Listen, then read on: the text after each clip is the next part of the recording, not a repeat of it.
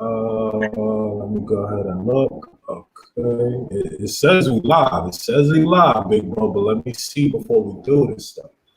I gotta see. See, it's just our live stream somewhere around the way.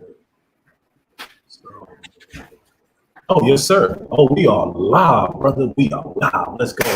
My brother, thank you so much for stopping in real quick. So, as my peoples know, I'm originally JoeyOfHustle&Smoke on Instagram.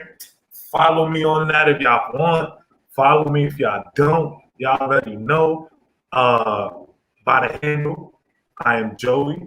Joey's me. I'm here with my boy Love Music, Double X. Gonna be chopping it up with my man right here. Look like, yo, you good, bro? Look like your camera a little fuzzy and shit.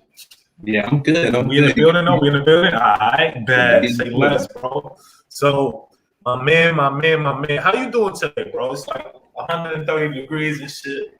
You know, it's treacherous out there, bro. How you keeping warm today, bro? Man, it's definitely hot out here today, man. But I'm doing good. Chilling in the house, working. Trying not to get outside too much unless it's an emergency. But I'm hanging in there, keeping my water next to me. So yeah.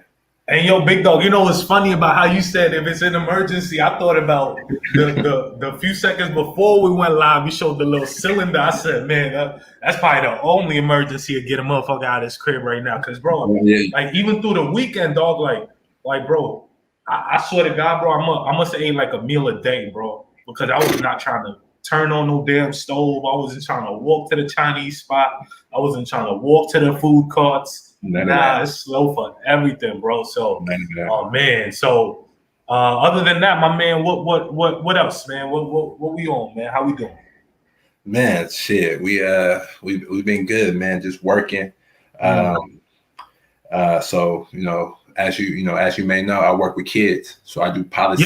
Yes. So real quick, bro, before you go off on that little not to call it a tangent, but you know what I'm saying. I definitely wanted to ask you about that because one of the first to keep it a stack with you, bro, like that's one thing that definitely like kind of caught my attention about you as a person, like because from the outside looking in, anybody see a person like either you or myself, light skin motherfucker, I definitely look way past that. I didn't get that low, but like I said, I was feeling your energy and shit. And one of the first things you said was, yo, I'm doing this with the kid. I said, oh, okay. All right, that's what's up, bro. That leaves way for like, okay, we could worry about the future, allegedly, because that's what they saying. The kids is the future. So go ahead and tell the people, be advised that we are still live. There should be people in the comment section. Go ahead and tell the people. I'm actually moderating the doggone comment section now. Excuse me on that. Comment section. Okay. Yeah, we good now. Got the comment section popping off. You already know, man. But go ahead and tell the people a little bit, bro. All right. So I work with kids in the capacity of advocacy and policy work. So basically, what I do is I find organizations that focus on child well-being. So they either that's legislative work, movement and organizing, anything that revolves around youth organizing, youth development. That's what I work on. So I find these organizations, and what I do is I meet with them, figure out ways in which we can support as an advocacy organization, and then that's what we do. We support them in every way possible. We go down to Salem, we lobby for them. We push for their efforts and their legislative work to get passed, and in the end, it benefits the children. Yes, sir. The future. Future, absolutely. Right now in the process of trying to figure out how to get youth more involved in that process. Although they may not be able to vote, they're going to be the direct recipients of the policies that we. Okay, so hey brother, it's so important that you said that because like I like to think that some very minute sum of what's going on nowadays with the world is like a lack of knowledge, bro. And like voting goes hand in hand with motherfucking knowledge, because you ain't just gonna pick the. Oh, excuse me. Hey, YouTube, this is my first time. YouTube, if I curse too much, feel free to send me a little email before you do me like how Instagram did me. But hey, we ain't gonna talk too much on that. I ain't gonna. Let me chill. But what I was gonna get at is, big dog, is that voting goes hand in hand with knowledge, bro. If you don't know what's on the ticket, if you don't know what these gentlemen, ladies and gentlemen, is standing for, advocating for, you know, and it's crazy because it's a catch-22, because you look at the media and we have our rappers, telling us, hey, vote or die, or vote yada yada yada, and it's like, man, like that's how powerful it is, bro. That you see a Cardi B telling you to vote, you gonna look at yourself crazy for not voting. You're like, God damn, I feel by proxy I gotta follow this. So the fact that you're not only advocating but putting boots to the ground on making sure that these kids have the knowledge, bro. When all you gotta do is turn on a motherfucking SpongeBob SquarePants or some shit, and they losing their concentration anyway, bro. It makes a hell of a difference, bro. It's as important as, real quick, bro. It's as important as dudes that's out here like getting gyms opened and shit. Cause basketball is dope and the outlet is dope, but the knowledge is dope too. So that's all I wanted to say. I didn't mean to take the floor from you, big No. You good. Everything that you said is spot on. Like you said, it's about knowledge. I used to be one of those individuals that wasn't really into politics or really knowing too much about politics, just because it wasn't inclusive for Black people that look like us. Not too many times have I ever seen a politician from Portland come to my schools and talk about the policies and things that they're trying to implement. But I didn't get that experience until I went to Atlanta. I moved to Atlanta, and I was immersed in a Black population, a Black culture. My man dropped the ATL bomb. So and hey, man, I'm sure you ain't go to ATL for the OnlyFans. You know what I'm saying? So it's some dope stuff going on. Now, tell us, brother, how did you end up in ATL, man? So really, I ended up in ATL because of school. I went to an HBCU out there, Morehouse College, and honestly, support Black colleges. Absolutely support Black colleges. That experience single-handedly changed my life. Growing up in Portland, Oregon, with it being 95+% white, you miss an aspect of your Black culture with it being so small. You only see one side of it. And so once I got to Atlanta, I got to see the full scope of what it was like to be Black, what it was like to be successful and Black, rich and Black, healthy and Black. Those are things you oftentimes don't see here in Portland. So being exposed to that. Real quick, I just want to say that, from what I could tell from Atlanta, just being from the outside looking in, disclaimer, I ain't trying to talk about Atlanta, my people. I got some Atlanta cats that's dope peoples. But all I'm saying is what I've noticed from Atlanta is that it could be such a beautiful place and such an ugly place at the same time. You know what I mean? Because, I've never personally been there, but from, like I said, outside looking in, I could tell that it's definitely a lot of, or more than just about any place you could think of off the top of your head, the appreciation of Black. You know what I mean? The knowing that, there's a place where, they'll probably teach you a thing or two. You know what I'm saying? About, as opposed to expecting it from Oregon State University or absolutely. And hey, listen, not knocking any of these institutions, they got names behind them. You know what I mean? But like I said, it's like a Muslim going to Mecca. You know what I mean? That's what I equate kind of Atlanta to being Black in that experience. But like I said, it could be an ugly place too, because you hear the stories. You hear about the water boys. You hear about the gas station run-ins and stuff like that. And it's like, you being from the outside in could only take it in. Until you get out there yourself, which I mean, I do plan to do. Absolutely, bro. I've had countless people tell me that you have to go to Atlanta.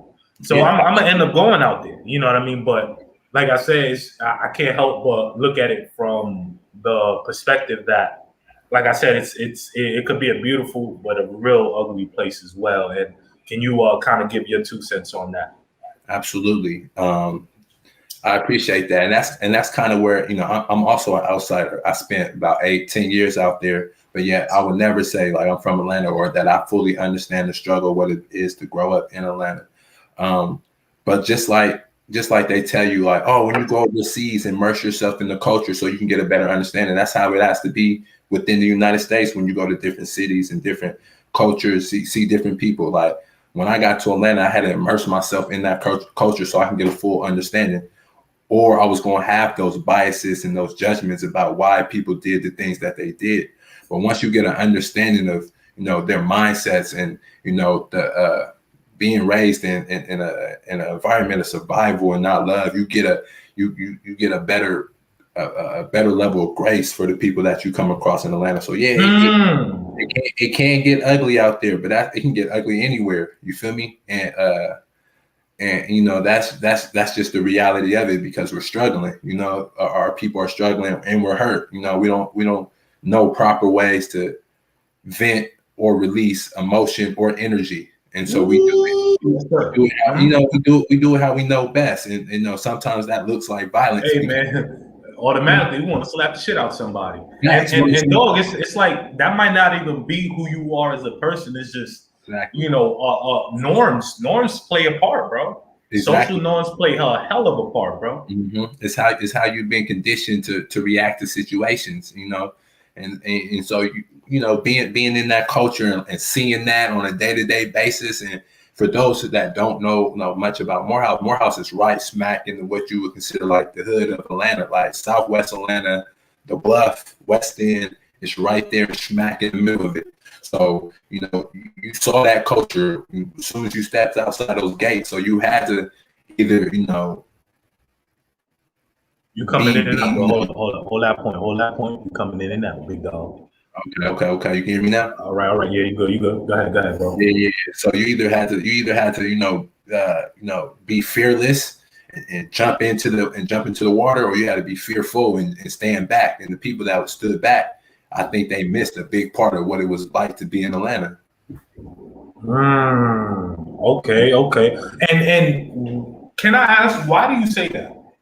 That's a real interesting point, man. Because I like to think that don't nobody know unless it's like you've been there and you left. You know what I mean? Like I could empathize with somebody from New York, having a conversation with me, like, man. Oh, by the way, my people, I am from New York, born and raised. But yeah, so real quick disclosure, but I could empathize with somebody from New York, like, man, saying kind of what you said, but like what exactly, like, can you go a little in depth on that? Because like I said, I like what you said there, bro. Absolutely. So like it's like you go to Mexico. Like, you're not gonna go to Mexico and go get a McDonald's. You're not gonna go to McDonald's and eat something that you can, or do something that you can do back home. You want to experience something new.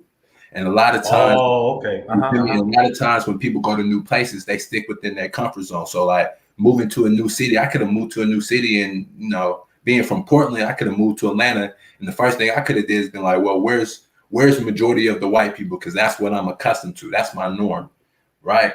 But that wasn't the experience I was looking for, and that wasn't the comfort zone I was supposed to be in at that time. I had to go be uncomfortable, and so I had to go immerse myself in Black culture. Being that, and it's crazy that I said that, but it was super uncomfortable. I mean, I grew up, in classrooms where it was only 3-4 Black kids. To go into a classroom where everybody was Black. And so, for lack of a better term, and where you were before, you were like an outlier. I was an outlier. You feel me? People used to be like, "Why you talk like that?" People used to say I talk weird because I talked, with a type of outside of what they know. Exactly. Which, I mean, hey, listen, man.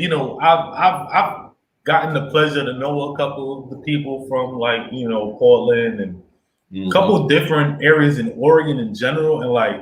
It's such a disconnect, bro. Like honestly, bro, I real quickly, I always knock on wood, because like New York taught me diversity. New York taught me that, you know, the gentleman next to you might be a little darker than you. He might his language might sound a different way, but he's still you. You know what I'm saying? For whatever, however you want to put it. But it's like I'm very grateful for that, because this situation is many situations, bro. Even with this with my podcast, bro. I mean, you know, I don't know if you once again, for lack of a better term, I don't know if you've seen some of the earlier joints, but I was in here with one cat, the second dude that I had on this joint. Shouts out to my boy. I don't know if this is still his handle. I'm gonna have to look him up and tag him in the ad. But my boy Yamos 420. You know, I've never met this gentleman a day in my life. I just saw what his personality was, and I asked him, "Hey, you want to come on the pod? It's all you, bro." Saw what he was doing.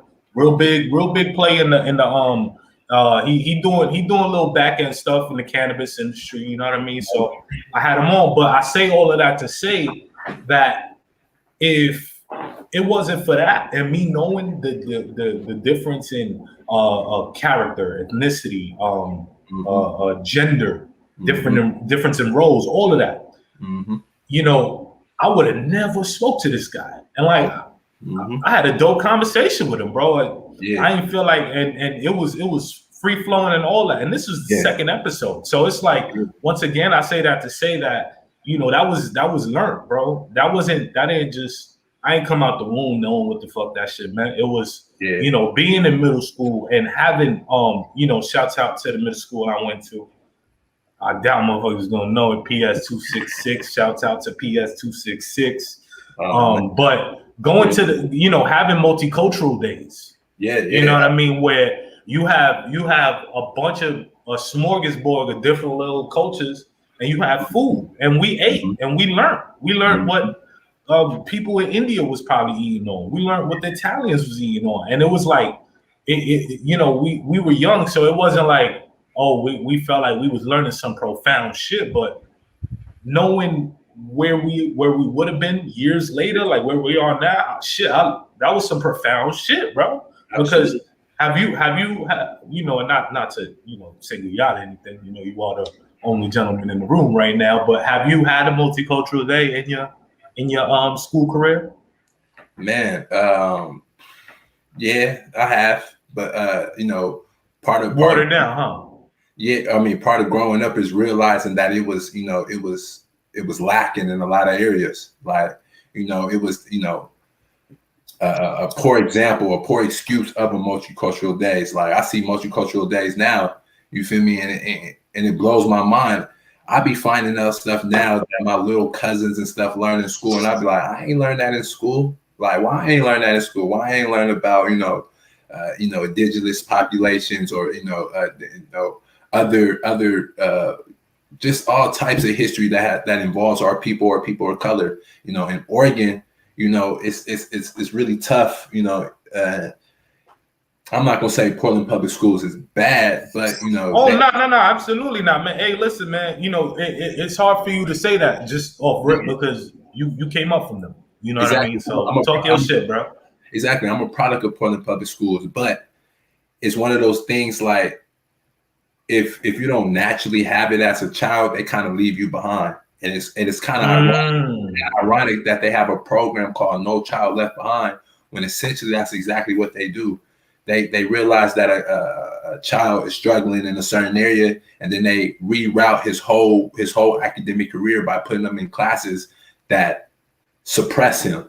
Right? They don't really. Yes, sir. They put him in, classes that take their time teaching them, but at the same time, it's suppressing them.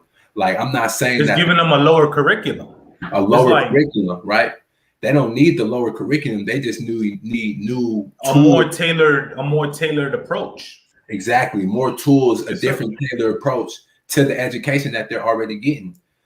People learn in different ways, and I think now more than ever we're starting to see that in our educational system. It's a one size fits all, and that don't work no more. Especially for the youth that's coming up now, they're so radical that don't work no more. Dude, radical, bro. They willing to say shut the fuck up and fuck you and dog. Not even bat an eye, really. It's like it's insane when you think about it, because like I know growing up, it was like, man, like not only did you have to like kind of were you kind of at war with some of the teachers because they was on some bullshit, but you was at war with your peers as well because they was letting you hear it too, and you almost had to pick like, man, which war was worse than the other?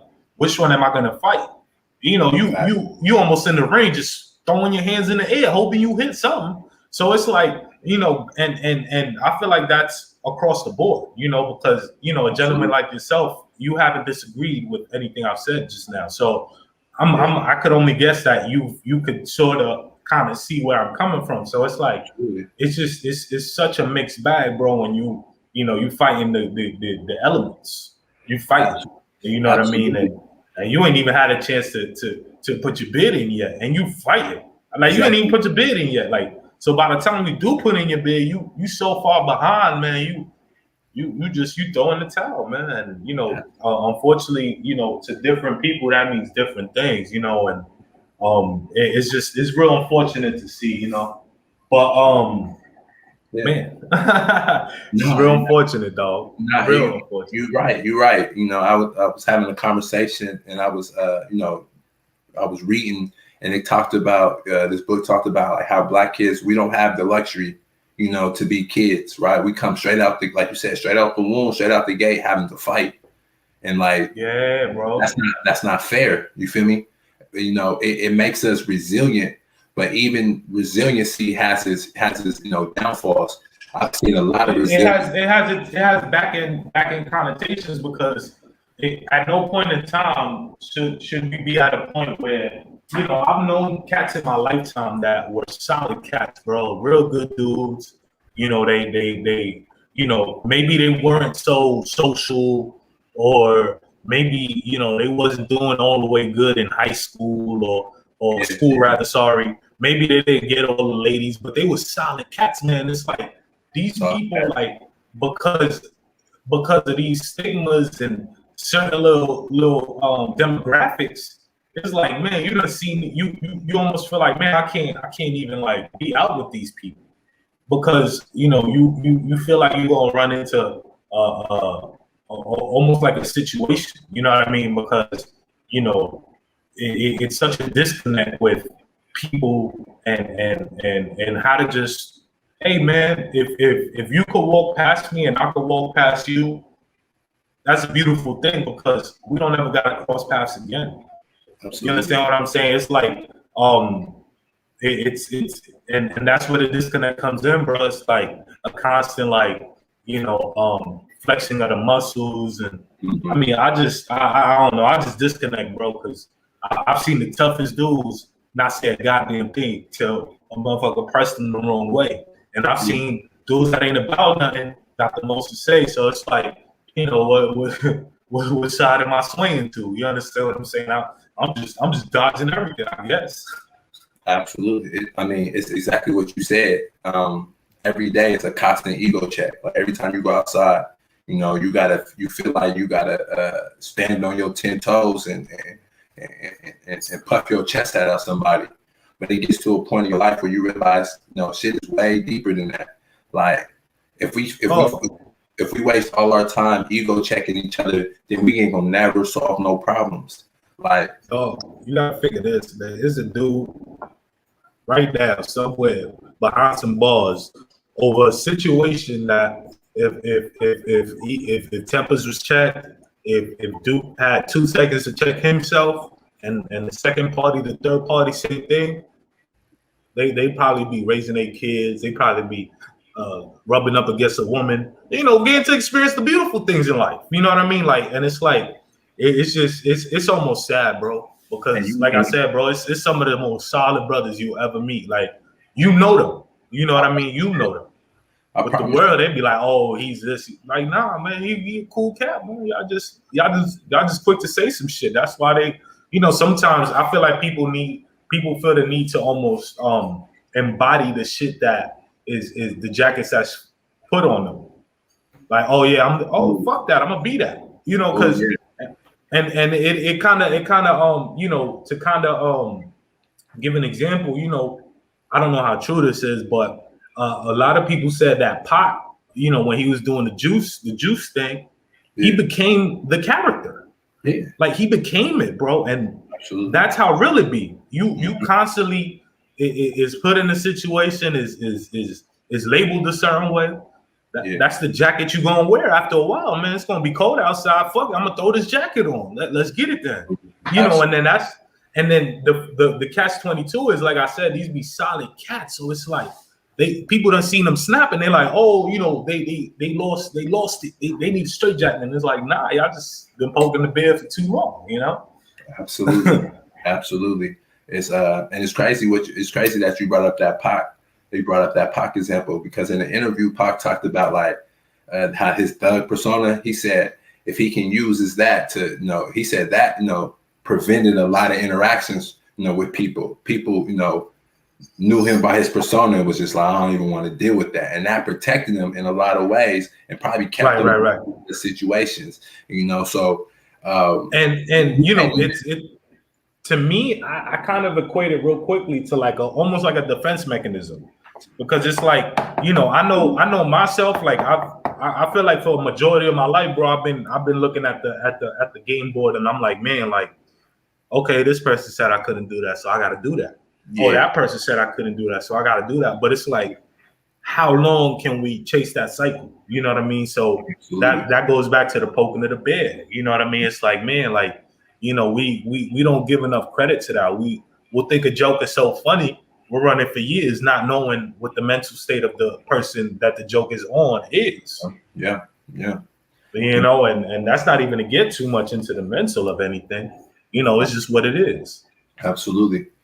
But what I also want to ask you before we get too away from the topic is, so I seen recently, you touched down in ATL and stuff. So what can you talk a little bit about what are some of the things did you just go? Was it just a pleasure thing? Was it some business with it? Because I feel like I seen something where you were either promoting like a field day or something. I don't know what it was exactly, but I know you was promoting something. So can you, let me and the people in on that a little bit?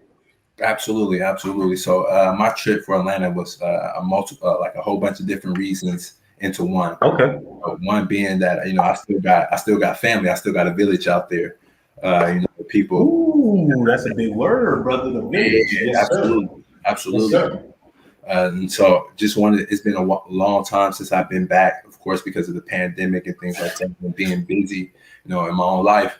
It was an opportunity to go back, catch up with the folks. It was one of my best friend's birthdays. So, we got to celebrate his birthday. And in terms of like celebrate life, baby. Yes, sir. Yeah. And in terms of what you saw me promoting, it was just a function. Like one thing that I got into once I was in college. And we let's talk more about this college, because I want to say, like, college is much more. Go ahead, bro. Hey, man, the mic is yours, bro. Go ahead, bro. Yeah, college is much more than schooling. I know that's a major component of it, because that's what keeps you there.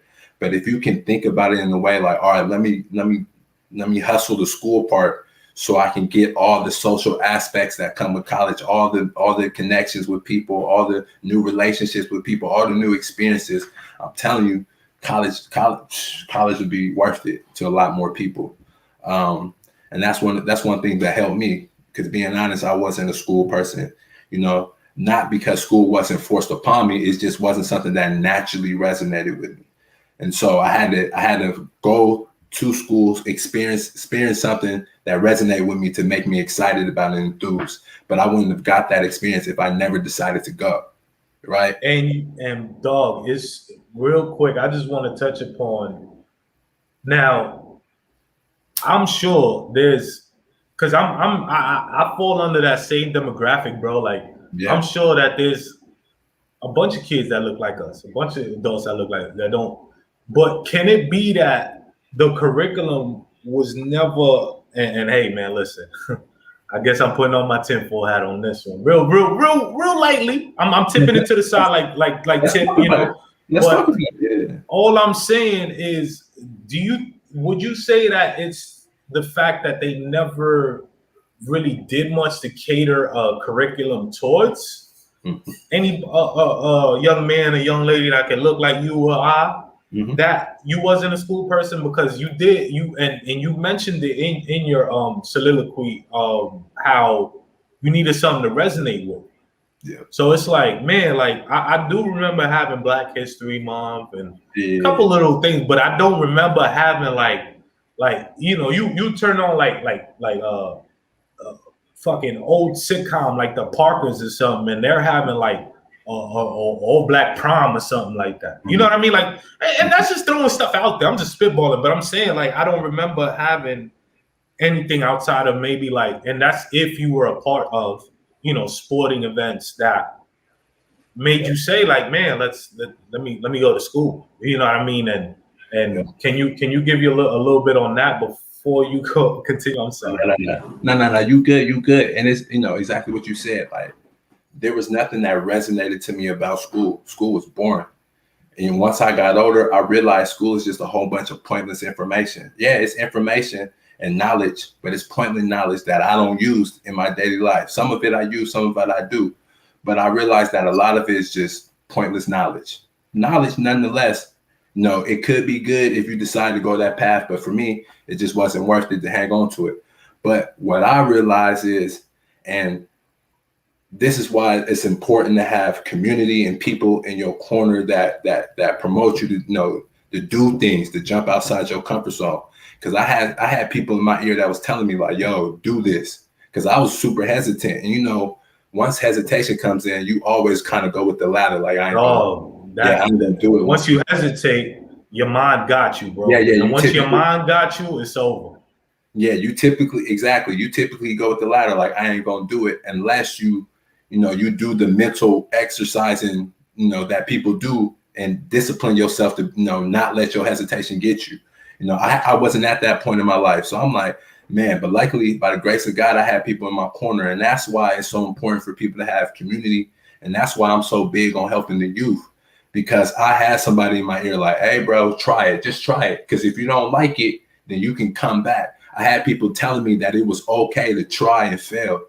Nowadays, a lot of people don't have that ear in that corner. And I'm like, okay, that's what I had growing up. And I know that's what other Black boys need growing up. So that's kind of why I do the work I do, a part of it. And so school wasn't resonating with me, but I realized, okay, let me use school to do the things I like to do. I like to turn up. I like to party. I like to talk to people. I like to meet people. I like to, and I like to, create. I like to create. And I realized school can help me do that, because it put me in places that if I necessarily didn't have a degree, or if I didn't have school, I wouldn't have been in, or it would have been harder for me to get in. And I don't want to make my life hard.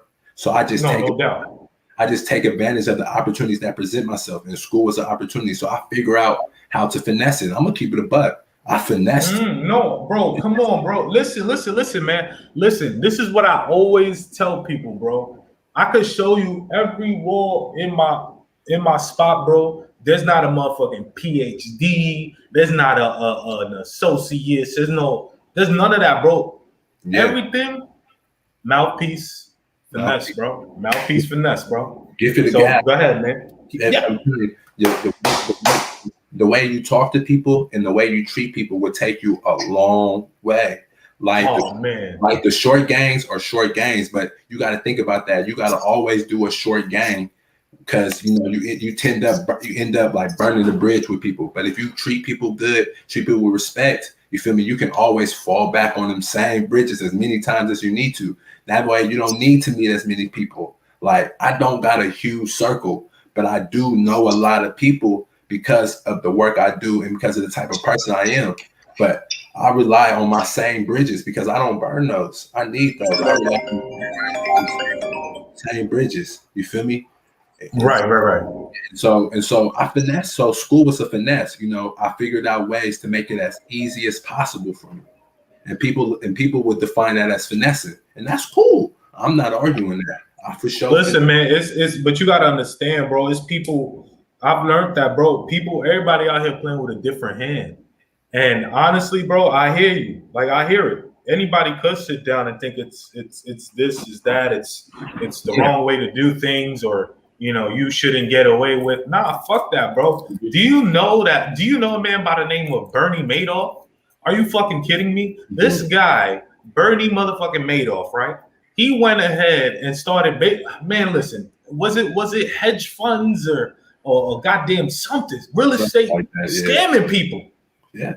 Come on, man. You mean to tell me if you knew you could get away with it, you wouldn't? Come on, man. It's like, and it's crazy because at that point, we've got to get into the morality of things, and we could talk morals, but in the end of the day, it's hard for me to hear the person sounding real over righteous, because it's like, man, like it ain't so black and white, man.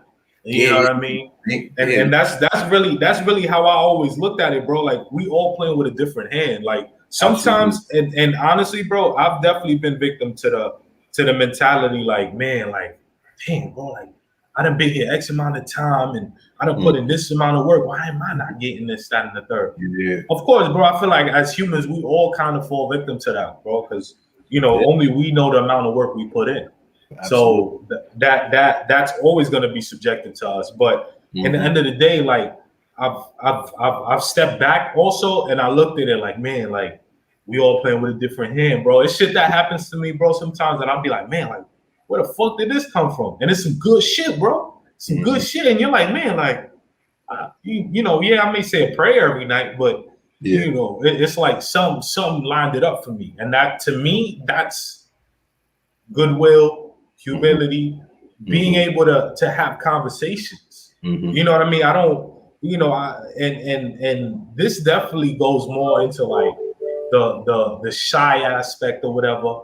And it's just like, man, like, I just never connected with that, because in the end of the day, like, what do I got to lose by putting my bid in? In the end of the day, how long I was telling you, hey, brother, man, come on, man, you gotta get on this podcast. Man. I know you got so much to say, man. Come on, and don't get it twisted, bro. I was busy, you was busy, but at some point, we linked it up, and it was like that's what it is. It was me continuously like, man, let's do it, bro. Like, come on, man. And honestly, anybody would be like, oh, this motherfucker thirsty, and it's like. But how though? It's something that I want to happen. It's something that is in my interest. Why am I not gonna put my bid in? Just like you see a young lady walking down the street, 9 out of 10 dudes ain't gonna make that move. But it's like, the way I see it is, I mean, man, I ain't got shit to lose, man. The worst a young lady could say is, I'm good. Yeah. And if she's good, I'm super good, because I don't want anybody that's feeling that way about me anyway. You understand what I'm saying? But like I said, bro, it all stems from being able to put yourself out there. Sometimes, it's almost like kind of being vulnerable almost, in a sense, because yourself, that, you don't got to feel no type of way because you may have took an L in this situation. So, if you got it, go ahead, more flaunt it. That's how I've always seen it, so, you go ahead and continue though. That was a real good point right there.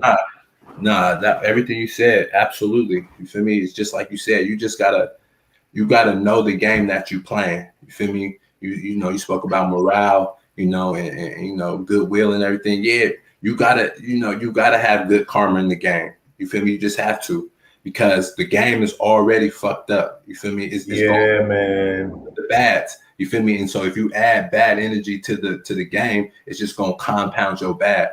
So you just gotta learn the game and play it. Like you said, everybody got their hand, and there's a way that your hand can win in the game. You just gotta figure out how to play it, and just worry about that. Have a mean poker face too. That'll never hurt. That'll never hurt, man.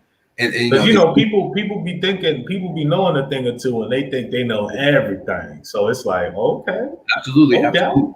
And that's why you gotta, it's easier said than done. But if you, but if you practice it every day, I promise you'll get better. You just gotta practice not taking everything personally. You feel me? You just gotta, and blocking out all the noise, because somebody's always gonna have something to say. That's just how the world is nowadays. But if you know that, then you can prepare yourself. you can prepare yourself differently. Like, all right, I know once I do this, somebody gonna have something to say, but okay, cool. I'm preparing myself mentally for it. And now once it even happens in the physical, I'm not even worried about it. You feel me? Like, And yeah, absolutely, bro. What I wanted to add real quick is that, disclaimer, I'm not sitting here trying to, say that anybody's doing it wrong, personality wise, and try to tell nobody what to be. But it's just always an easier way to deal with things. You know what I mean? And it's as simple as you could sit there in front of your mirror every morning or practice going up to a person, whether a woman or somebody, whatever, security guard you see outside, whatever the fuck. But every little step goes to the bigger goal. You know what I mean? And it's just that, and I try to always put it out there like that because, sometimes it's people that really need to hear shit like that, because especially through this pandemic, man, I've learned that, people ain't always at the place that they say they are. And that's not code for, go ahead and dox anybody or pull up nobody's history to see where they at or look at nobody's pocket or nothing. But people aren't always where they at. So we gotta really take shit with a grain of salt because we don't know the extent of what the next person's willing to take it to. Yeah. And that's when you start to think scary thoughts because you're like, man, what exactly do you mean? What extent? What are we talking about? It could be a myriad of things. So it's like, it's just, it goes real deep, bro. Honestly, that's all I can really say on that. It goes really deep. It does. Too deep to really go into one episode. One thing that I've been learning to practice is not keep an idle mind. Because the idle mind is the devil's playground. My grandma used to tell me that all the time. Idle minds is where you them thoughts come in. And naturally in human nature, our thoughts can be kind of bad. You feel me?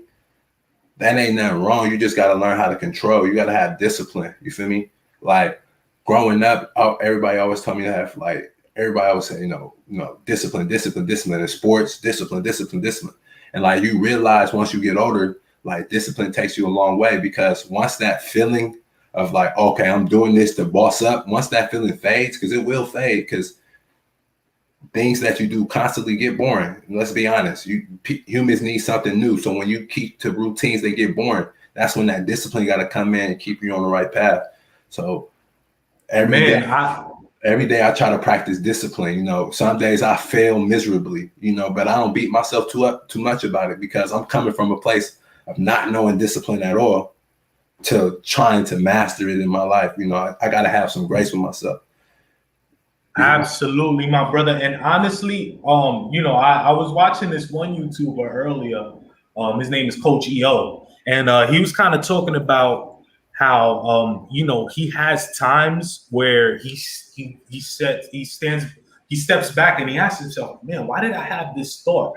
Why do I have these series of thoughts? And he said something really dope, man. And because sometimes like how you said, we find ourselves having thoughts, man, and it's real dope what he said. He said something to the tune of, it's okay to have those thoughts, but where the game changes is whether or not we act on the thoughts. Absolutely. So, I'm paraphrasing on the last end of what I said, but that's kind of what he was getting at, is that it's all the way okay because as humans, some of the times we can't even really control our thoughts fully because we have something called an unconscious mind. So in the end of the day, we're always going to be at a state where it's going to be information that we're receiving that we don't even know we're receiving. Mm-hmm. So what that means is that's going to come with thoughts. Mm-hmm. That's going to come with feels, everything. Everything is a trickle down effect. So in the end of the day, you thinking a thought don't mean, that's the indictment. You know what I mean? It's just being a person that knows that you have that in you. Mm-hmm. And then not only that, but knowing to keep it at a distance to where you don't ever got to worry about what that thought is because you're not acting on it. You're allowing the thought to come through because What are you gonna block your own mind? Yeah. You know what I mean? So, but you're not acting on it, which is in turn the whole difference between literally night and day. You can think it, but are you acting on it? You understand what I'm saying? So, shout out to Coach EO, man. He said that was really dope what he said, because, like I said, man, sometimes I step back and I think, like, man, fuck, man, I've never felt this way before or anything. So why is these thoughts? Man. But when he said that, I was just like, man, like, okay, cool. You know, it's not like, oh my God, he's saved a life, but it's like, cool, like, you know, it's different people in the room here. Like, all right, now you can ease up and almost like immerse yourself in those thoughts and so you know where not to go. Yeah, absolutely. Nah, it's like the most vital information, like the most important knowledge that we need to retain is not going to be like shocking. It's not going to be super entertaining. We're not going to be like, oh my gosh, it's really basic real stuff. Subtle. It's real simple. It's real simple. Like, and that's what, you know, sometimes I think what life is about, like simplicity, like making it as simple as possible, because life is already complex. So your route got to be simple, so you know it can manage the complexity. It could propel. It could go on. You know, balance. It just got to have that balance. Life is all about balance. So if you can find that balance within your life, you know, I think that's what we need. You feel me? No, we definitely need that, bro. And it's not even a we as in me and you, is as a collective, man, because.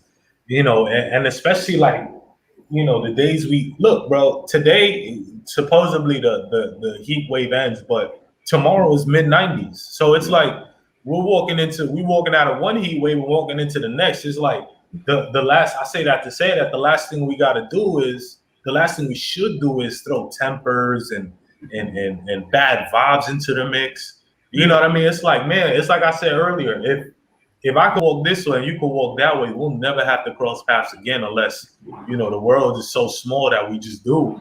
And we could do that again, and maybe we'll never cross paths again for real. And it's like I find so much solace in that, bro, because it's been many situations where I've never been a confrontational dude, bro. So like it's definitely been situations where dudes has put some pressure, and I'm just like, bro, like I'm good, man. Like shit. You know what I'm saying? And you know the louder bark was being heard, so they thinking, oh, but it's like, man, like, you know, it's a beautiful thing to live and let live is what it's called. That's what I was going about for. Live and let live, because absolutely. You know, you're absolutely right. Like, just be non-confrontational, but be prepared for when people, you know, are confrontational. That's all you can do. You feel me?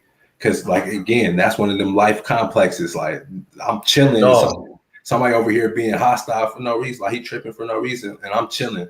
But those are just, you know, them daily life lessons, and be like, all right, let me remember, you know, to keep it cool. You gotta remember, man, that we liable to do a live bid, bro. We're not at high school no more, where, you know, we might could do some jit time, and no jit time, bro. We make the wrong decisions, bro. We facing that gavel, bro, and they already waiting for us. And then it's an L. It's an L no matter how you look at it, because you know we take whatever punishment comes, and then it was, you know, a crime against, you know, somebody that looked like us. It's like we ain't do. Adding to that statistic, bro, and not only that, but you know, you might have a young lady at the house, you might have a kid, you might have mom's gonna be crying, man. You got moms crying over some shit, you know. So it's like it's just that it definitely takes a level of discernment, no doubt about it. But like, we definitely need to get back to the discernment, no doubt about it, because it's treacherous, bro. It's like I've walked away from so many situations, bro, and I never went back and said, oh, damn, he was a real pussy ass dude for how you handle this or how you handle that. And it's like, you know, it just, like, look at where I am now, bro. Like, you know, I know the only thing I don't have right now is a motherfucking AC. But I got 2 or 3 fans. I got I got my little P5 set up. I got some things, you know what I mean? And I ain't bragging, but you know, it's must, you know what I mean? That's what the push-ups come with. You know, you do something for so long, something got to come of it. Mm-hmm. You know what I mean? So I definitely, wow, bro, that was some real profound shit, man, all the way. But what I wanna ask you is, are you still doing the same work these days? Like still steady, still, you know what I'm saying? Anything you could kind of let us in on with that? Man, right now, man, I'm trying to push the stereotype. You feel me? So I'm in the process of starting a school. I'm trying to start. Yeah, I'm trying to start a school in Portland, Oregon, a all black boys academy, and make it a bridge program to HBCUs. So that's my goal. That's what. Wow. Yeah. Hold up. Bro, man, I didn't know that, bro. That's crazy. Yeah, man. Yo, that's some real stuff right there, man. Yo, I appreciate that. Salute to you for that. Thank you. I hope. Jeez. Now, how far like into that process are you? Are you blueprinting, beginning stages? Like, what are some of the obstacles? Because, bro, this is dope, man. I didn't expect you to say that. So please go ahead and let me know what I just asked, because that's dope as fuck, bro. I appreciate that, man. Thank you. That means a lot. But I'm in the blueprinting stage. So like reaching out, doing research on other schools, similar models to the one that I want to have, reaching out to people that have done it. So just getting some wisdom and some knowledge on how it's done in the process.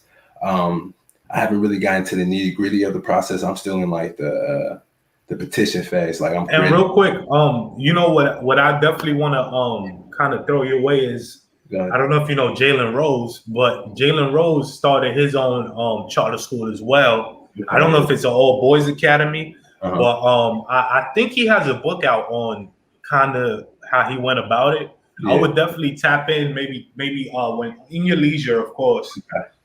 But definitely look up what Jalen Rose with that, because that's literally what you just say you're trying to do, open a school. Yeah. And the gentleman, Jalen Rose, he's actually a Hall of Fame NBA point guard. So a lot of influence. He's a sports analyst on ESPN. So like I said, he just might have a couple things out there in the way of forums or whatever that you could probably tap into to look in, get your feet a little wet or whatever. Absolutely. Thank you for that. Absolutely. I'm gonna check that out. But yeah. So yep. For boys 6th to 12th grade, for black boys, men of color, and make it a bridge program to HBCUs. Like I said, that experience right there was pivotal to like my black experience. I got that full, well-rounded experience of what it was like to be black, and I think black men in Portland missed that growing up in Portland. So they need to get out and experience that. So that's what it's all about, just exposing the youth to opportunities, even out the playing field. Bro, that is fucking dope, man. Honestly, and now my next question to you is, are you because both ends of what I like, the question I'm about to ask is, are you gonna stay like on the hands-on end where like you'll probably be like a principal or something? Or are you gonna be on the back end where you just gonna make sure everything comes together? And of course, if you could kind of get into that, I don't want to force your hand on any information, but I say that I asked that question because both ends are very effective. Mm-hmm. You need a face to everything that you do, but you also need the people on the back end. Absolutely. Doing what needs to be done on the back end. So what end are you gonna kind of attack this quote unquote beast from? Yeah. So I like to I'm a get it done guy. So like I like to put all the pieces together and bring the full picture together. So I don't right now, I don't have the education or the experience, to be a principal or things like that. Maybe one day once I get that knowledge, and I may step into that role. But right now I want to find, people who have that experience, who can come bring in, that experience into school. I don't, and I'll probably serve in a role as you know, I don't know, something like a I don't know. CEO. Yeah, like the CEO. Like I'll go out and promote the school, get donations and things like that, because that's what I'm good at, and bringing the pieces together. Then I'll create a team to run the school that buy into the vision. And dude, honestly, that's a real humbling thing to hear you say, because I feel like as men in general, we almost pride ourselves on not paying attention to the things that we can't do. Mm-hmm. And that's not to say that there should be an assortment amount of whatever put on that. Yeah. But as men, we need to know what we can't do. And and because we can't do something don't mean we can't reach out to a school for it. Like, it's crazy because you think of where we at nowadays. Like, you look at certain YouTubers, fucking regular like motivational speakers, lecture people. They have courses, they have this, they have that, and I feel like, I know from where I come from, a dude will look at me like, man, you paid for A, B, C, and D when you have this amount of information for free. And it's just like, man, like, where the older I got, I understood why you gotta pay. Like, it's everything's information. Like, and we go to college for 5, 6, 7, 10 years to pay for information, right? So why are we expecting the gentleman that's probably feeding somebody on the back end of whatever he's doing to just give it away? So I say that to say that, ever since I finally came to that realization, I'm whatever I need, I'm not looking at, I gotta pay for. No, it's like, man, this is what it requires. Like, it's all a cycle. You put money here, money could have come back to you from over there. You ain't even expect that money over there. Absolutely. You know what I mean? And it's all energy. It's like, for good business to happen, one has to run a good business first. You understand what I'm saying? So it's just, I feel like it was dope that you said that. This is not something I know, so I'm not gonna, because anybody could relish in, I started this idea and I'm the principal here, or I'm teaching this, or I'm doing that, and put the badge on. But very few people realize the scrutiny that could come on the back end of that. Absolutely. Because I'm sure you saying you don't know how to do something is you also knowing that if you put yourself out to do something that you don't know how to do, you're liable to get scrutinized. Absolutely. And that could mean different things in different situations. So, like I said, bro, that's real dope. I honestly, man, if I ever get a nice piece of change on me, man, you better believe, bro, I'm gonna tap in with you on that, bro, because that's, like I said, man, it's just it's a step in the right direction, man, because in the end of the day, like, we got to start looking at where we could put the chess pieces and not where we could put the blame on. Oh God, you understand what I mean? And like I said, bro, I'm still blown away by that, bro, because I've never heard a human I know, personally say, I'm out there I'm trying to, God bless you, bro. I'll put in a prayer, man, real talk. But outside of that though, man, so how do you feel about, I know not to talk too much into the politics, but I know, you are Northeast Portlander yourself. So how do you feel about the state of Portland right now? Because, like, I'm tapping in with different people. Shouts out to the Cannabis Cocktail Conversations podcast. They actually had me on. That was the first people to have me on they podcast from Portland. So shouts out to them. But I tap in with the gentleman over there. Tap in from the people, my comings and goings. And I'm hearing a lot of mixed reviews. Like, people, a lot of gunplay, a lot of break-ins, and different crimes. But I'm also hearing stories of camaraderie. You know what I mean? I'm hearing stories of people keeping a tight circle. So can you get into a little bit about how you feel about where the state of Portland is and how you feel, and without getting too political, how you feel, could be a better way to move. You understand what I'm saying? Yeah. Nah, And take a second, man, if you need it. You understand what I'm saying? absolutely. I appreciate that question. I always like to kind of like tread lightly when answering questions like this, because me personally, I'm not in the nitty gritty of it, so I can't really give you a true synopsis Right. Okay. why people are doing it. But what I can say is that it's a lot of pain out there. Like there's a lot of hurt, pain, anger, and there's like there's not a lot of knowledge on how to display, how to get that out. Outlets. Okay. Yeah, for me, it's really not a lot of solutions out there for like the pain that a lot of our black boys and black women, it's like that they got. It's not. You feel me? And if anything, real quickly, my brother, I only raise that question to, get into that myself. Mm-hmm. So, because I'm from New York, man, and honestly, like from being out here a year and a half now, bro, like I could say that I felt embraced by so many different people, bro. Like so much love, bro, that I've ran into, and like I hear the stories, and obviously I thank the Most High that every time I'm out the way.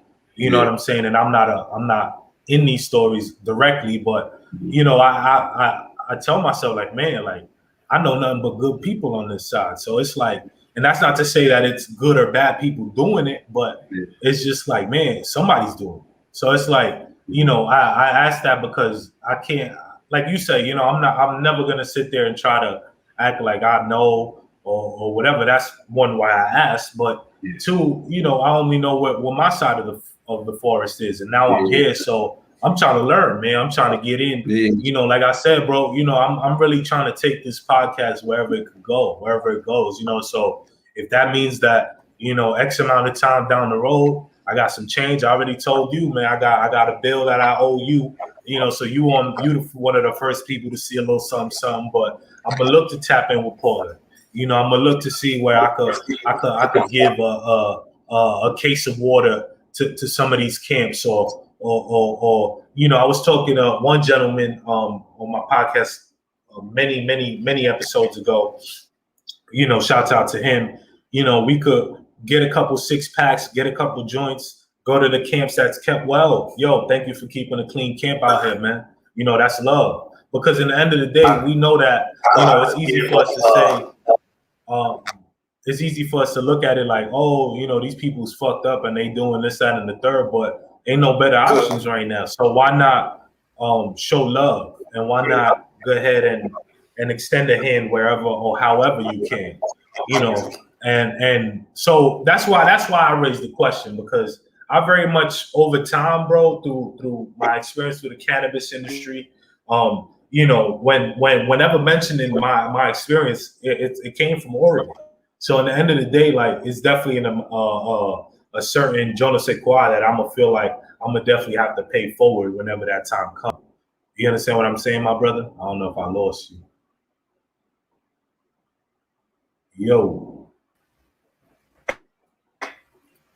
Yo, did I lose you, bro? Yo.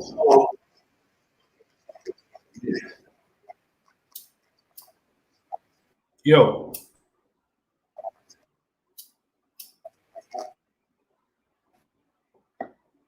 Yo. Yo, did I lose you? Yo.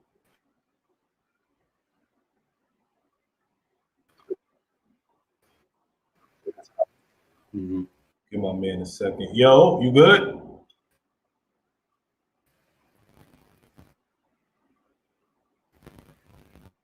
Yo, did I lose you? Yo, did I lose you? Yo.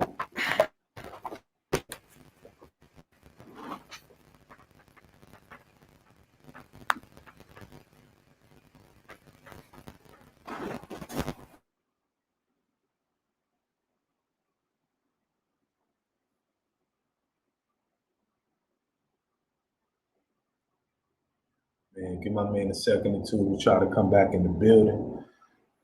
Man, this is the very first YouTube stream. We still gonna do the Thursday thing. Y'all already know. Same thing as Instagram, 6:30 PST, 9:30 EST. Y'all already know. This week, man, I ain't even gonna tell y'all who we got. We gonna let it be a little surprise or whatever the case may be. But it looks like my man tapped in. My man's back. My man's back. Let me see how he doing. Yo.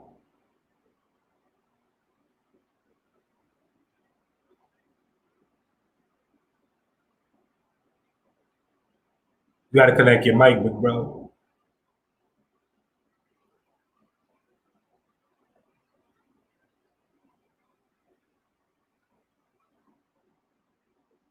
Your mic.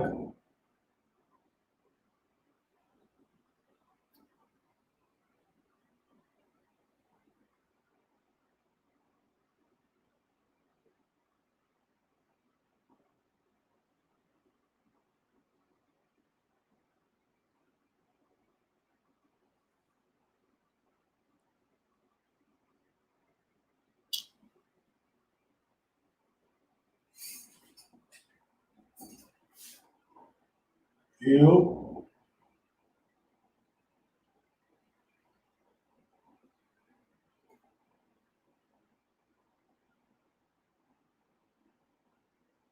Yo, unmute your mic, buddy.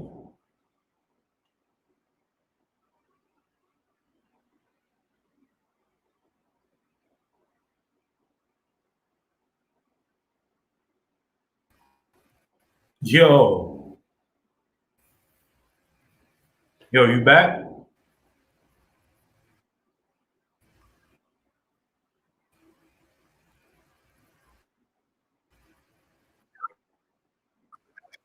Yeah, you hear me? Yo. Yo, you good? Hello? Yo. Can you hear me?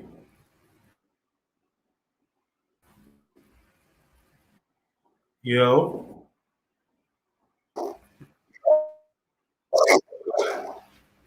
You can hear me? Can you hear me? Can you hear me?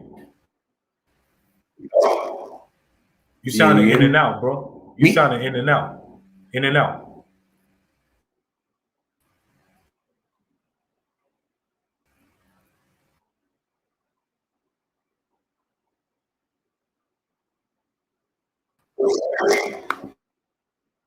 Yo. Yeah, I can hear All right, man. Yo, so did I lose you?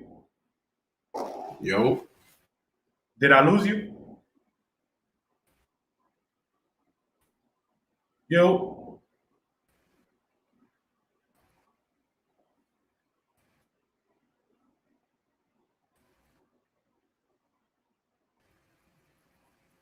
I don't know what's going on. Yo, did I lose you?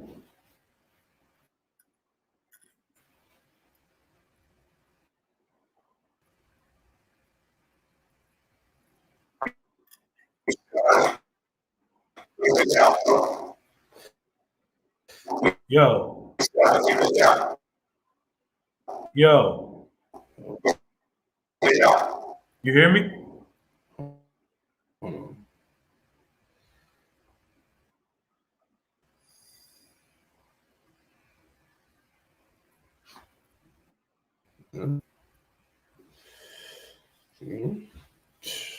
Yo.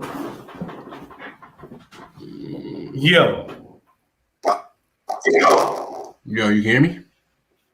Yeah, I hear you, bro. Can you hear me? Can you hear me? Woo. Can you hear me?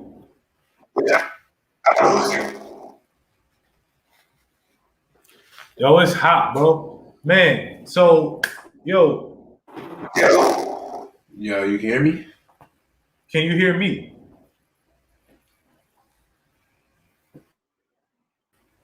I can hear you, dog. Can you hear me?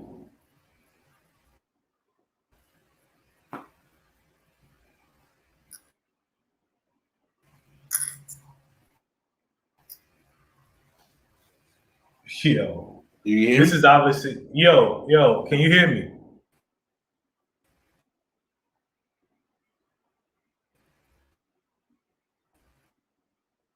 All right, man. You peep the chat, bro.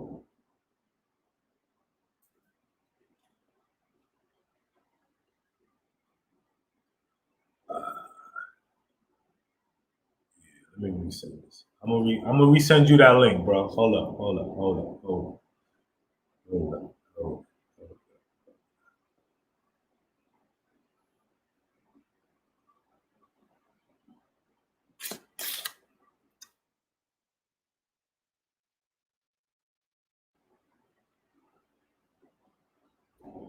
I just resend you the link, brother. Make sure you jump in. But yeah, so like I was saying, you know, like I said, we gonna keep carrying on tradition, man. We gonna look into doing some pre-recorded joints. Probably my very first one, I'm gonna teach y'all how to roll because I'm learning that a lot of people don't know how to roll, and we gonna have to teach these people how to roll so y'all can stop buying pre-rolls because you get more with the flower. That's a token just for you. But other than that, hey man, I sent my man the invite again. We're gonna give my man a few minutes, but you know, this is just about to be the end of it, man. I appreciate, you know,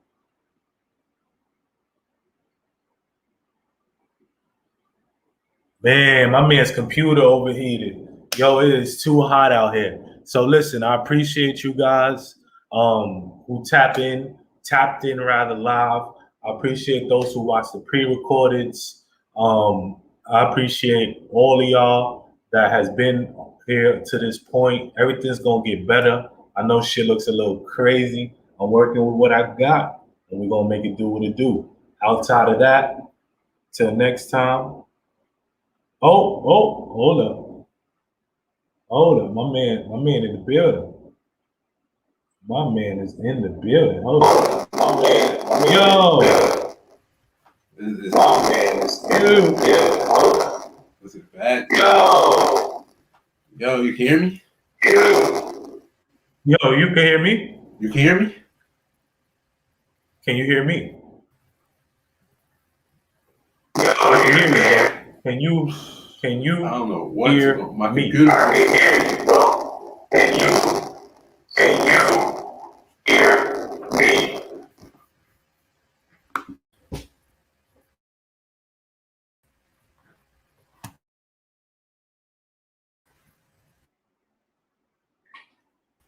Yo.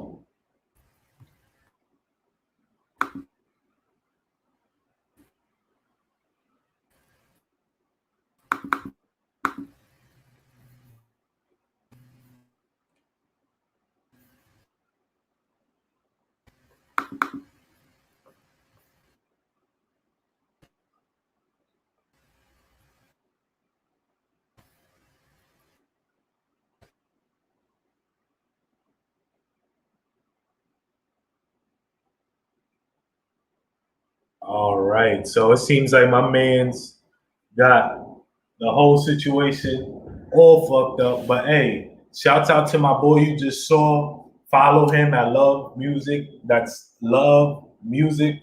Two X's instead of the C. So MUSIXX.